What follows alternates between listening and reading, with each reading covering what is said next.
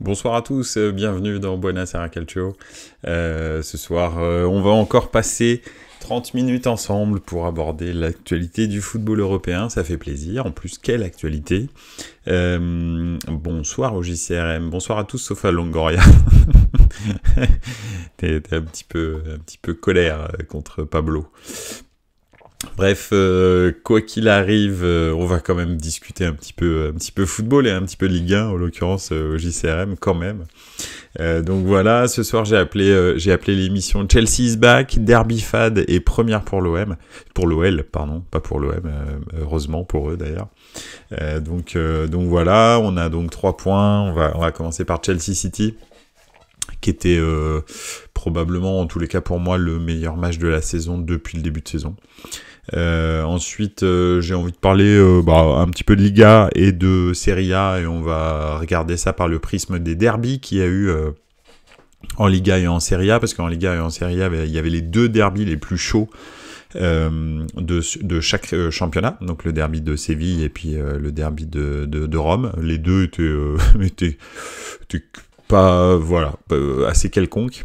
Et enfin, une première victoire, enfin, pour l'OL. Donc voilà. On va commencer tranquillou avec Chelsea City. Je sais pas si vous avez vu ce match, mais c'est vrai que de temps en temps, le football anglais me fatigue un petit peu, mais le match que j'ai vu hier était à tout niveau, que ce soit tactique, dans l'intensité, dans le suspense, dans la qualité qu'il y avait sur le terrain, à tous les niveaux. Pour moi, c'était vraiment le top qui a pu se faire depuis le début de saison. C'était un match absolument fantastique, une deuxième mi-temps palpitante avec les équipes qui mènent, qui se reprennent, l'autre qui remène, l'autre qui réégalise. Enfin bon, bref, c'était fantastique. Comme dit au JCRM, le Chelsea City à 3-4 pour City, j'étais sûr que ça serait fini. Et ouais, mais bon, c'était sans compter sur la pluie qui a emmené le défenseur central à tacler comme un psychopathe, et puis bah voilà, il pouvait pas éviter le joueur. Donc voilà, c'était un match absolument splendide, et encore une fois, j'insiste sur le fait que la qualité technique que j'ai vu hier soir était complètement dingue. Donc voilà, ça c'est quelque chose qui de temps en temps, ces derniers temps, je trouve en première ligue fait un peu défaut. Mais là, les deux équipes... Alors bon, Manchester City, j'avais pas de doute, hein, attention. Mais Chelsea, j'avais beaucoup de doutes. Et c'est vrai que petit à petit, semaine après semaine, on voit un petit peu la patte Mauricio Pochettino. Alors, c'est pas lui qui fait en sorte que les joueurs soient techniques, parce que c'est les joueurs qui étaient recrutés, qui étaient bons déjà d'origine, hein, ça il faut le dire. Le recrutement était intéressant, il y en avait trop, et puis il fallait faire le tri. Donc ça y est, Pochettino commence à avoir un peu une idée de ce qu'est son 11 de départ.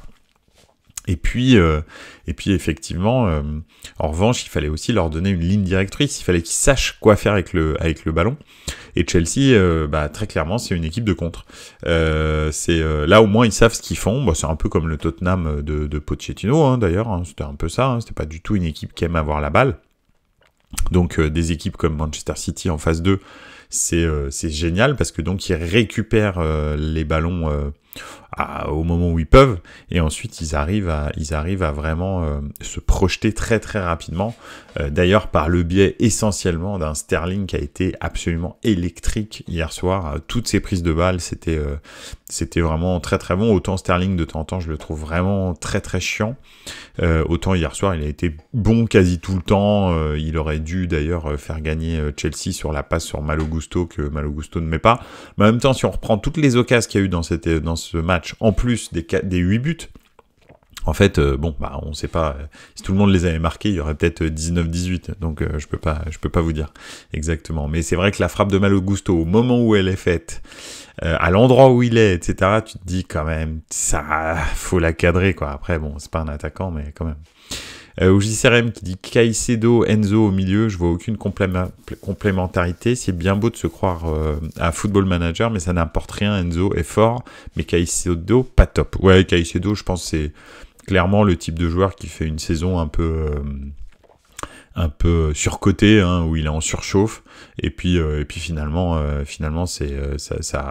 voilà, c'est transféré pour un montant complètement ouf. Donc voilà, après il a fait une saison absolument extraordinaire la saison dernière. Il était plutôt pas mauvais avant, mais pas au niveau de la saison dernière. Ils l'ont transféré probablement beaucoup trop cher. C'est pas un mauvais joueur, mais c'est pas non plus un top player, ou en tous les cas il lui faut encore du temps. Donc on verra bien, mais bon. Oui, mais en tous les cas, il y a quand même du très très bon dans ce Chelsea City. C'était vraiment un superbe niveau technique et d'intensité. Donc voilà, pour moi, c'était vraiment le sommet de la saison pour l'instant. Alors, il n'y a pas eu non plus des matchs d'une intensité folle, hein, depuis le début de saison. Il me semble pas en avoir raté un où j'ai pas l'impression. Alors si, il y avait mais c'était à un autre niveau, parce que le Francfort Dortmund que j'ai regardé il y a 2 semaines, je pense, était un match absolument génial, mais pas à ce niveau-là technique en fait. Donc et tactique d'ailleurs. Donc c'était un match débridé qui était super intéressant, mais c'est quand même pas au niveau de ce que j'ai vu hier. Donc voilà. J'avais envie de vous dire ça parce que ça veut dire que Chelsea est de retour. Et ça, c'est plutôt bien pour la Première Ligue. Et c'est vrai que c'est important, parce que un club qui a investi autant d'argent dans ses transferts, ce serait quand même bizarre et dommage que ça ne donne strictement rien. Pochettino est un entraîneur respectable, c'est pas le meilleur d'entre tous, mais c'est un bon entraîneur. Donc c'était normal que ça prenne à un moment donné, quoi. En tout cas, l'enchaînement Chelsea versus City et Lens OM faisait mal, pas le même sport. Oui, tu m'étonnes. Ah, c'est clair que le Lens OM, j'ai regardé un petit peu, j'ai zappé, j'ai fait non mais c'est pas possible, quoi. C'était vraiment pitoyable. Mais bon, bref. Écoute, voilà. Non, d'ailleurs, j'ai pas zappé, j'ai regardé des highlights. Enfin, il n'y avait pas de highlights. C'était ça le problème, c'est que j'ai regardé les highlights et je me suis dit, mais qu'est-ce qui se passe? Donc voilà. Bref, en tous les cas, c'était très enthousiasmant et ça fait plaisir. Et c'est cool que Chelsea revienne, parce qu'en fait, ça fera encore plus de bons derbies, on va dire, en Première Ligue. Donc voilà, parce que Chelsea manquait un petit peu. Quand il a rencontré une équipe, c'était pas vraiment foufou. Et là, je trouve qu'ils reviennent bien, donc c'est plutôt pas mal. Après, là, c'est très clairement, ils adorent jouer contre Manchester City. Donc parce que c'est une équipe qui a le ballon et que, comme je le dis, c'est une équipe de contre. Donc voilà, le jour où ils doivent faire le jeu contre un Southampton regroupé, un Brentford regroupé, ce sera vraiment pas drôle à chaque fois. C'est ça la petite limite de Chelsea. Chelsea a déjà fait nul contre Arsenal. Ils aiment bien les gros, Chelsea, cette saison. Bah oui, c'est ce que... T'as tout à fait raison, je dis CRM, c'est ce que je te dis. C'est une équipe qui n'aime pas avoir le ballon. Donc quand ils rencontrent des gros, ils sont bien. Et puis surtout des gros comme Arsenal et Chelsea qui aiment, et City qui aiment avoir la balle. Quand ils rencontrent des gros où il faut, des clubs où il faut qu'ils fassent le jeu, ou même des gros du style Manchester United où il faut qu'ils fassent le jeu, parce que Manchester n'a strictement aucun jeu, donc comme ça c'est réglé. Effectivement ils sont moins à l'aise, quoi. Donc voilà. Voilà un petit peu pour la Première Ligue. Alors on aurait pu parler d'autres choses en Première Ligue, mais c'était quand même le highlight numéro 1 de ce week-end en Première Ligue. Donc voilà, très bon match. C'est pour ça qu'on aime le foot, dirait Habib Bey. C'est vraiment ça. Donc voilà. On va parler un petit peu Serie A et Liga. Parce que donc hier il y avait 2 derbys. Il y avait le derby de Séville, qui est le plus chaud, le plus typique, on va dire, des derbys espagnols, et de très très loin. Non, déplaise au Classico, mais bon, le Classico n'est pas un derby. Donc voilà. Et enfin le derby de Rome, le bouillant derby de Rome, c'était la Lazio qui recevait la Roma. 2 matchs vraiment pas terribles là pour le coup. Effectivement, c'est un petit peu comme moi je regardais en même temps à peu près les 3 en multi-fenêtre, et effectivement entre Chelsea City et les 2 derbys que je regardais en même temps, c'était très compliqué, hein. La différence, effectivement, comme tu disais au JCRM, ça piquait les yeux, hein. Donc voilà, mais Voilà. 0-0, un partout, 2 matchs nuls. Ça veut bien dire ce que ça veut dire. C'est que c'était pas fou. Ouais, c'est vraiment triste, je trouve, parce que la Roma est vraiment une équipe qui nie le jeu, quoi. La Lazio, dans un derby, t'as l'impression qu'ils sont un peu gelés, quoi. Et ça donne vraiment pas grand chose à la fin. J'ai vraiment, enfin en tous les cas, moi personnellement, je sais pas pour vous, hein, je sais pas si vous voulez la regarder, mais je me suis vraiment pas éclaté. Et c'est dommage parce que quand tu regardes la qualité moyenne des joueurs sur le terrain, tu te dis qu'il y a quand même autre chose à faire que d'avoir cette espèce de jeu ultra restrictif que Mourinho a, malheureusement. Et Sarri a la capacité et tactique et technique de faire jouer ses équipes autrement, même si oui, effectivement, c'est un derby de Rome et qu'on ne peut pas partir le nez au vent, surtout pas contre une équipe de Mourinho, mais c'est vrai quand même que, je veux dire, il y a aussi la dimension jeu, quoi, que j'ai pas retrouvé hier. Donc voilà, c'était plus deux équipes qui cherchaient à s'annuler plutôt que deux équipes qui jouaient. Donc ça, c'est pas une bonne pub pour la Serie A et ça m'embête parce que à côté de ça, il y a des matchs superbes en Serie A. Alors malheureusement, le Lecce-Milan est un de ces matchs-là où Milan mène 2-0 et Lecce revient à 2-2. Voilà, le but de Di Marco avec l'Inter, cette frappe complètement dingue qui part de la ligne de touche qui fait lucarne dans l'autre sens. Voilà, c'était des matchs qui représentent plus la Serie A. Donc voilà, le problème c'est que les derbys de Rome ces derniers temps sont souvent des déceptions. Alors, je vais faire un petit tour dans les commentaires. OJCRM qui dit que City sans Kevin De Bruyne, c'est plus le même City. Bah ça clairement, hein. Ça c'est sûr et certain qu'on voit que la machine est un peu grippée, quoi. C'est pas aussi fluide qu'avant, hein. Il manque le rouage essentiel au milieu du terrain. Même si Bernardo Silva est là, même si il manque en plus Gundogan. Donc c'est vrai que même si Rodrigo et Bernardo Silva sont là, bah effectivement, il manque toujours Kevin De Bruyne et Gundogan. Donc c'est pas du tout le même milieu de terrain. Et d'ailleurs, on voit un petit peu que City a beaucoup plus de difficultés, on va dire, même s'ils sont encore au-dessus de tout le monde. Mais ils ont plus de difficultés, ils sont moins sereins qu'à l'année dernière. Je pense que Guardiola doit attendre son retour avec impatience, oui, ça c'est clair. Et la Lazio, c'est la grosse déception en Serie A cette saison. Je les voyais jouer les premières places avec le bon recrutement. Ouais. C'est pas faux, je suis d'accord avec toi. Après, perdre Milinkovic-Savic, on n'a pas mesuré peut-être suffisamment l'impact que ça a sur le jeu, sur l'entrejeu, parce que c'est vrai qu'il y a des joueurs qui ont essayé de prendre un peu sa place au milieu du terrain. Kamada, par exemple, moi je suis pas... Milan était dessus pendant très longtemps, etc. Et encore sa rentrée hier, toutes les rentrées qu'il fait jusque-là, moi je trouve que c'est un peu neutre et c'est vrai que l'impact physique, technique, la vision du jeu, la présence physique que Milinkovic-Savic avait et le jeu de tête dans la surface de réparation, c'est quand même impressionnant comme il manque en fait. On se rendait pas compte, je pense, moi en tous les cas personnellement, pas assez de l'importance qu'il avait dans l'entrejeu de la Lazio. Tu dis que Kamada Guendouzi c'est pas mal sur le papier pour remplacer Savic.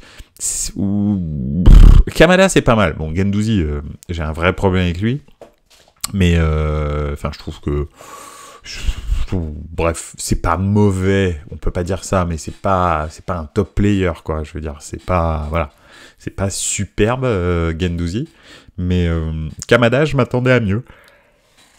Pardon. Excusez-moi, j'ai été surpris. Kamada, je m'attendais vraiment à mieux. Et c'est vrai que très souvent, je dois dire que, à quelques rares exceptions, comme Erling Haaland, par exemple, les joueurs offensifs qui jouent dans le championnat allemand, très souvent, quand ils partent dans d'autres championnats, qui sont plus tactiques, ou des fois plus, je sais pas, physiques, ou moins ouverts, en tous les cas moins, on va dire, déséquilibrés, parce que les équipes allemandes assument leur déséquilibre, c'est vrai qu'ils ont beaucoup de mal à passer à franchir le pas. Ah bah justement, c'est toi qui en parles. Kamada, Jovic, Kolo Muani, passer de Francfort à des bons clubs, ça marche pas, il y a une malédiction Francfort. Ouais, Ouais, c'est pas faux, je sais pas. Et puis je te dis, c'est plus même en général les joueurs offensifs enfin, qui cartonnent en Allemagne, souvent quand ils arrivent ailleurs, c'est quand même beaucoup plus compliqué, hein. Très complexe. Après, les milieux de terrain et les défenseurs, c'est plutôt pas mal, généralement. Les gardiens, j'en parle pas. Mais tout ce qui est offensif, très souvent, ça galère, hein.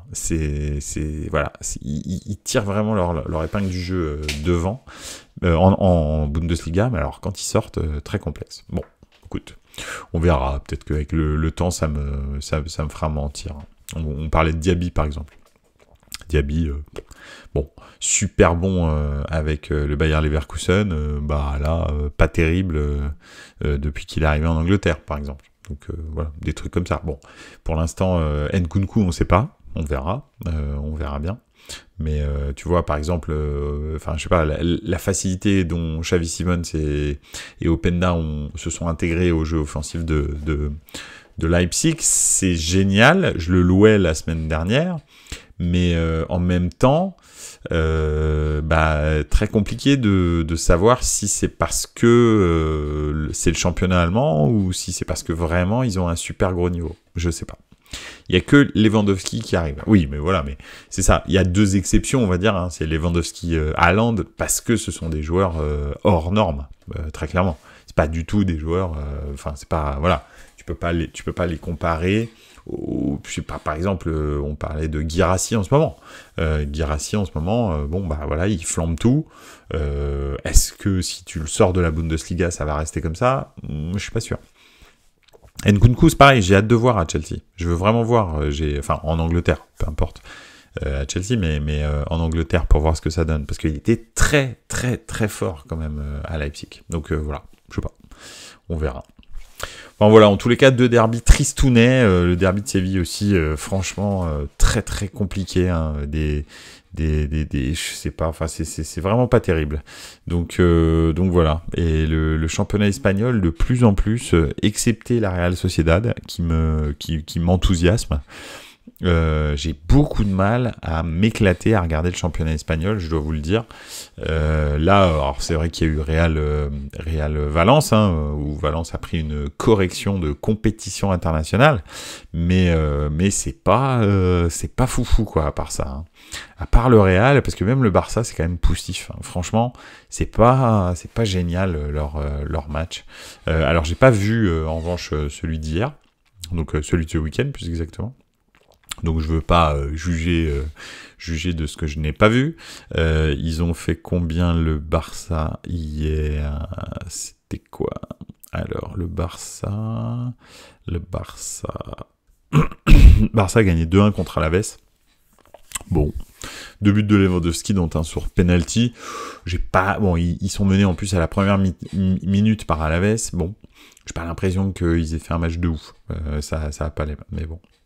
Le seul beau derby, c'était le derby de Lisbonne. Bon, fallait rester jusqu'à la fin. Oui, effectivement, égalisation 93e minute et victoire du Benfica à la 97e minute. Oui, fallait rester jusqu'à la fin. Si t'avais envie de prendre ton bus ou ton métro, c'était une mauvaise idée. donc voilà. Ouais, effectivement, si tu restais pas, tu t'en voulais toute ta vie, je pense, parce que c'était voilà. Mais c'était cool. Mais j'ai beaucoup d'amis benfiquistes qui étaient très contents, qui avaient le sourire jusqu'aux oreilles ce matin. C'était sympa à voir. Donc voilà. Ouais, enfin voilà. En tous les cas, le championnat d'Espagne, excepté le Real et la Real Sociedad, c'est compliqué. Hein. Franchement, c'est vraiment complexe. Je trouve que c'est pas foufou.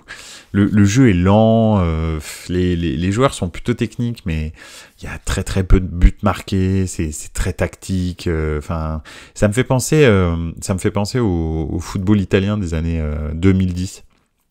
où on était complètement anachronique avec ce qui se faisait comme type de football, où on misait tout sur la défense, le but du jeu c'était pas de prendre un but, de pas prendre de but, etc.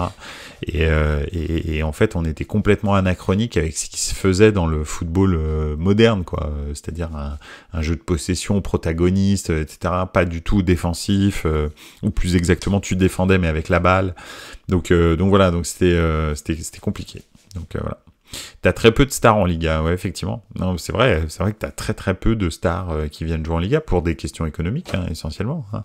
Après, les clubs sont bien gérés, donc bah ils dépensent pas beaucoup, donc voilà quoi. C'est compliqué.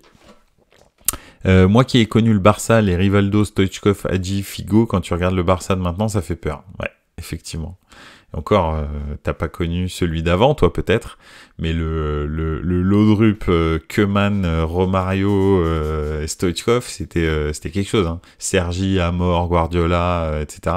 C'était, je pense, le meilleur Barça que j'ai vu, avec le meilleur numéro 9 que j'ai vu au Barça, je pense, avec Ronaldo, bien sûr, parce que quand Ronaldo est allé au Barça, il a tout cassé. Mais voilà, je pense que Romario, Ronaldo, ça doit être les deux meilleurs neufs qu'il y ait jamais eu au Barça, je pense. Ça m'étonnerait qu'il y ait eu meilleur. En neuf, hein, je parle. Hein. Je parle pas de Messi, donc je le compare pas, mais en numéro 9, je pense Romario, Ronaldo, je pense qu'il n'y a pas eu meilleur, je pense. Si ce n'est que Ronaldo, ça a duré très peu de temps. Romario quand même beaucoup plus, et il a fait des dégâts absolument... Ce qui est marrant, c'est que Romario était tout petit, mais on avait l'impression qu'il jouait contre des enfants. Mais vraiment, hein, n'importe quelle équipe en face, c'était des enfants. Il jouait comme si il jouait comme des enfants. C'était assez fou à voir. Et tout était très simple avec Romario. Il n'y avait aucun chichi. En revanche, tout était efficace. Et il était ultra technique. Il était capable de faire tout et n'importe quoi avec le ballon. Mais il ne le faisait que dans la simplicité, c'est-à-dire quand il devait te lober de 30 mètres, il te lobait de 30 mètres, quand il devait te mettre un petit pont, il te mettait un petit pont, mais il le faisait parce que c'était la bonne décision, pas parce que c'était un chichiteux Neymaresque, pas du tout. Donc voilà, bon bref, si vous avez envie de regarder des vidéos de Romario, je pense que vous allez bien vous éclater, donc voilà, bref. Bah écoute, c'est bientôt la fin, on va terminer gentiment sur la Ligue 1. Donc, dis-moi quels sont tes griefs contre Pablo Longoria au JCRM, n'hésite pas.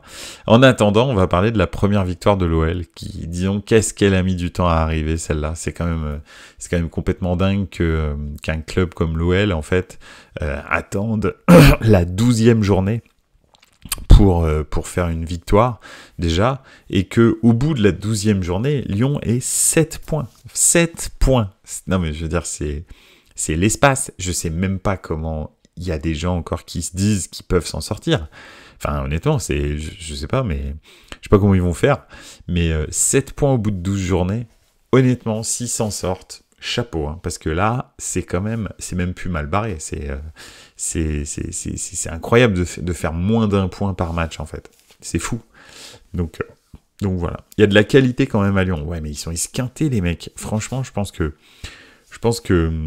moralement, ils sont au bout du rouleau, parce que là, ils vont peut-être faire une petite série. Dès qu'ils en reperdent un, ils se désintègrent, hein, je pense. Hein, et ils repartent sur une série de défaites. Hein.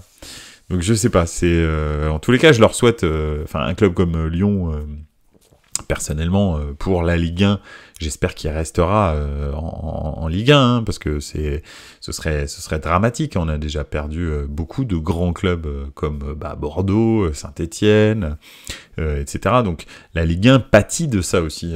Au moment où tu dois renégocier les droits télé, là en ce moment, ils sont en train de renégocier. Tu renégocies les droits télé et tu as des mastodontes de ton championnat qui ne sont pas là, qui drainent des abonnés, qui drainent des spectateurs, des achats, du merchandising, etc. Et ils sont pas là en fait.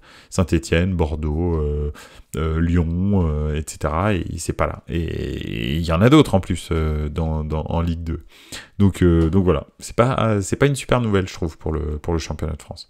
Puis si Lyon avait une chance de se faire racheter par les Saoudiens, par exemple, c'est pas en Ligue 2, je pense que ça va arriver. Il faut qu'il reste en Ligue 1. Donc voilà. Tu sais, le champ est tellement serré en Ligue 1 qu'entre Lille 4e et Lorient 16e, il y a seulement 9 points d'écart. Ah, j'avais pas regardé ça. C'est quand même fou. Lille, 20 points. Eh oui. Et Lorient, 11 points. Ouais, 9 points d'écart. 3 victoires, t'es européen. Et 3 défaites, t'es relégable. Après, c'est vrai que le fait que le championnat soit à 18 clubs, ça resserre énormément les choses. Hein. C'est un peu comme la Bundesliga. Vous faites 2 ou 3 mauvais résultats, vous vous retrouvez dans la charrette, et vous faites 2 ou 3 bons résultats et vous vous retrouvez européen. Donc oui, effectivement, t'as tout à fait raison, j'avais pas regardé ça. Donc voilà. Puis à côté de ça, bah oui, il y a eu un Lyon-Marseille, un Lens-Marseille famélique qui s'est déroulé là. C'était pas terrible. Salut Jacques Lafritte, ça va bien? Ça fait plaisir que tu sois là. Sans parler des incidents dans et autour des stades, effectivement. C'est vrai que c'est pas non plus une super pub. C'est pas génial. C'est vrai que si d'un coup de baguette magique, on pouvait faire en sorte que tous les bolos sans cerveau évitent de venir au stade ou aux alentours du stade, comme on a pu le voir, que Bordeaux, Saint-Étienne et Lyon remontent ou restent en Ligue 1, ça ferait quand même beaucoup de bien à la Ligue 1. Bon, bah voilà, hein, malheureusement, je suis pas sûr que ça arrive, mais bon. C'est comme ça. Donc oui, je disais, un Lens-Marseille, est-ce que tu t'es éclaté au JCRM devant Lens-Marseille? Est-ce que c'était un bon moment de football européen de haut niveau? Non, parce que là, on est quand même sur du très très haut niveau avec la Ligue 1. Pareil, au moment de renégocier les droits télé, ils ont quand même fait une journée à 12 buts, une journée à 13 buts. Donc je sais pas si vous voyez le délire, mais on est quand même sur du 1 but par match de moyenne. Là, Serie A, époque Catenaccio, il y avait plus de buts, je pense. Franchement, c'est festival d'errance technique, effectivement, dit Jacques Lafritte. Oui, je suis d'accord avec toi. C'est même plus de l'errance technique. Là, c'était du hurrah football. Hein. C'est les gars, ils tirent dans le ballon. Ouais, ils font de la probabilité plus qu'autre chose. Il n'y a pas vraiment de plan. C'est juste, ils font de la proba. Ils se disent, voilà, normalement, la probabilité, c'est qu'il y ait quelqu'un qui reçoive la balle. Après, est-ce qu'il aura la même couleur de maillot que moi? On verra bien à la fin, quoi. C'est plus là. On est plus dans du CC foot que vraiment dans du football, là. Sur ces 2 dernières journées, c'est incroyable.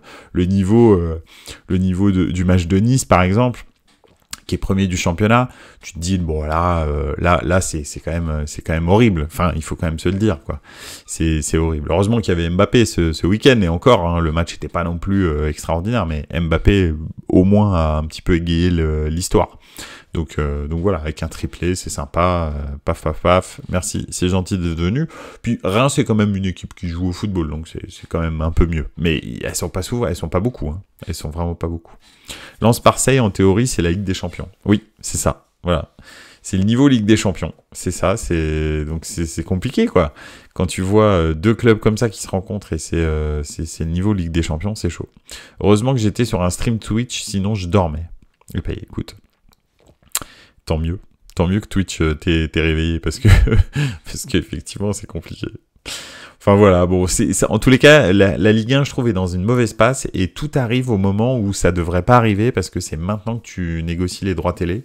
On a l'impression que les dieux du football s'acharnent sur la Ligue 1 pour que finalement ils récoltent 430 millions d'euros au lieu du milliard espéré. Alors déjà que je crois que la saison dernière, finalement, les saisons dernières, avec le dépôt de bilan plus ou moins, de Mediapro, c'était 630 millions, je crois, tout compris, finalement. Là, ils veulent viser le milliard, tu sais pas pourquoi, hein, parce qu'il y a quand même plus Messi, plus Neymar, plus Bordeaux, plus Saint-Étienne, Lyon qui est en souffrance, et ils veulent plus que ce qu'ils ont payé déjà la dernière fois. Bah, c'est pas... Franchement, là, s'ils le font, chapeau, mais je pense plus qu'ils vont prendre 430, allez, 450, qu'il y a 2 ou 3 clubs qui vont faire, bon, bah merci, c'est gentil d'être venu, mais je vais déposer le bilan, et puis voilà, quoi. Au JCRM, oublie pas qu'avant, je m'étais tapé Juve Cagliari entre la Juve et le Lens-Marseille. En termes de purge, j'ai été gâté ce week-end. Ouais, mais vous gagnez, en revanche, parce que nous, on arrive quand même à perdre une place par journée de championnat pour le Milan. Donc oui, on joue plutôt pas mal, une mi-temps en tous les cas, et puis derrière on fait 2-2 alors qu'on vient de taper le Paris Saint-Germain. Enfin bon bref, il y a plus aucune logique quoi. D'ailleurs j'espère que Pioli va sortir. Vous au moins, c'est pas beau, mais ça gagne, et puis vous êtes à la lutte pour le titre. Nous c'est terminé, hein. Là on est à la 12e journée, on a 8 points de retard, hein. De 13e journée on a 8 points de retard, donc oublie, merci, c'est gentil, 8 points de retard, enfin, je veux dire, ça veut dire 17 ou 18 à la fin du championnat. C'est pas, voilà. L'Inter, ils sont injouables, et vous, pour l'instant, vous tenez la route, je sais pas comment vous faites, mais bon. En Italie, et en parlant de la Ligue 1, Tudor à Naples, c'est brûlant, bah oui, c'est clair. Garcia, de toute façon, franchement, on se l'est tous dit, hein, quand il a été embauché, on se l'est dit ici, on s'est tous dit, bon, bah, on verra bien de combien de temps ça durera, mais on sait bien qui est Garcia. Enfin, je veux dire, c'est juste un gars qui s'est présenté un PowerPoint en entretien, mais honnêtement, enfin, je suis désolé, mais c'est pas un bon entraîneur. Il a eu une ou deux bonnes équipes dans sa carrière, et c'est eux qui ont fait leur vie, quoi. Enfin, qui ont fait sa vie, quoi. La Roma et Lille.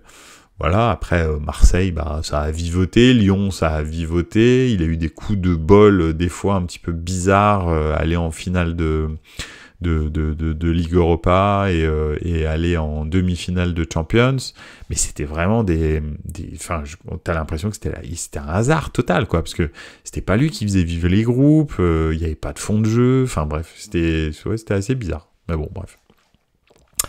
Oublie pas qu'avant je m'étais tapé, je sais pas pourquoi je parle de Lyon, hein, d'ailleurs, oui, j'ai fumé, mais c'est pas grave, je pensais en même temps à Genesio, donc voilà. Garça, c'est vraiment un choix étonnant. Et petite info, série B et PL, Fabregas qui commence sa carrière de coach à Côme, encore un ancien joueur qui tente la carrière de coach, ouais, bah ouais. Après, c'est vrai que, tu sais, récemment, je me disais, ouais, il y a quand même beaucoup d'anciens joueurs qui deviennent coach, c'est vrai. Mais tu sais pourquoi? Parce que maintenant, moi, je suis d'une génération où j'ai vu débuter des joueurs et terminer la carrière des joueurs. Vu que ça fait 35 ans à peu près que je suis le football, j'ai vu même 2 générations de joueurs commencer et terminer leur carrière. Et quand j'ai commencé à suivre le foot, en réalité, il faut dire la réalité, la plupart des entraîneurs étaient des anciens joueurs, c'est juste que je les connaissais pas. Parce que je les avais jamais vus jouer. Pour moi, ça a toujours été des entraîneurs, tu vois. Je sais pas, Trapattoni, par exemple, c'est fou de dire ça pour un supporter du Milan, mais Trapattoni, pour moi, pendant longtemps, ça a toujours été un entraîneur. Puis un jour, quand j'étais jeune, hein, j'étais quand même assez jeune, mais j'ai découvert que c'était un ancien joueur. Et là, j'ai fait « Ah ouais, mince, et tout !» Capello, pareil, quand j'ai commencé à suivre le Milan, tu vois, qu'il a pris les rênes de l'équipe du Milan après Arrigo Sacchi, j'ai cru que c'était un entraîneur, quoi, tu vois. Zagallo, tout ça, mais bon, bref, c'est vraiment voilà. Je pense en fait qu'il y a toujours eu, les grands entraîneurs ont quasi toujours été des joueurs, des anciens joueurs, c'est juste que je m'en rendais pas compte avant. Et maintenant, parce que je suis né avec eux entraîneurs, en fait. Et puis maintenant, bah, en fait, je vois c'était des anciens joueurs, parce que je les ai vus jouer. Donc voilà. Garcia, et petit, pas vraiment fan de Rudy, mais c'est globalement sévère chez Buonasera. Quand même. Arrête. Rudy Garcia, quand même, il est nul. Donc voilà. Domenech aussi, même, mort de rire. Ouais, grave. Même Mourinho, mais Mourinho, lui, vraiment, il a jamais été, on va dire, joueur de haut niveau. Il a vivoté dans des divisions, je crois que c'était la 2e ou la 3e division au Portugal, mais c'était professionnel, oui, mais pas, et encore semi-pro, quoi. C'est parce qu'en plus, c'était son père qui était l'entraîneur, enfin bref, c'était un peu bizarre.